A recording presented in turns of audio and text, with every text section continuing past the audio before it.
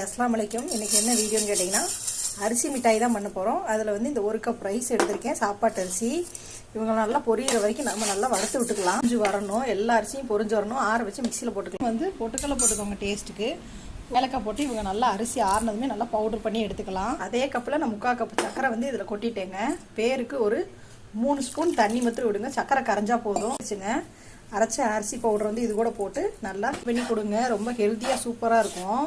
இப்போ இது கூட சின்ன தேங்காயை கொஞ்சம் ஒரு சில்லு வந்து துருவி இருக்கா செய்யலாங்க. டக்குன்னு ஒரு ஸ்வீட்டு. இப்போ 1 ஸ்பூன் நெய் வந்து நல்லா இன்னொரு 1/2 ஸ்பூன் ஊற்றிட்டு நல்லா கிண்டி விடுங்க.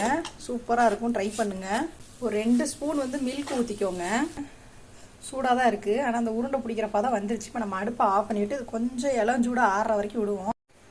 பாருங்கள், அந்த லட்டு சேஃபில் நம்ம பிடிச்சிக்கலாங்க. சூப்பராக இருக்கும். 2 நாள் வச்சு சாப்பிட்லாம், ஒன்றும் ஆகாது. இந்த மாதிரி பண்ணி கொடுங்க. பிடிச்சிருந்தா லைக் பண்ணுங்கள், ஷேர் பண்ணுங்கள், மறக்காமல் சப்ஸ்கிரைப் பண்ணுங்கள். தேங்க்யூ.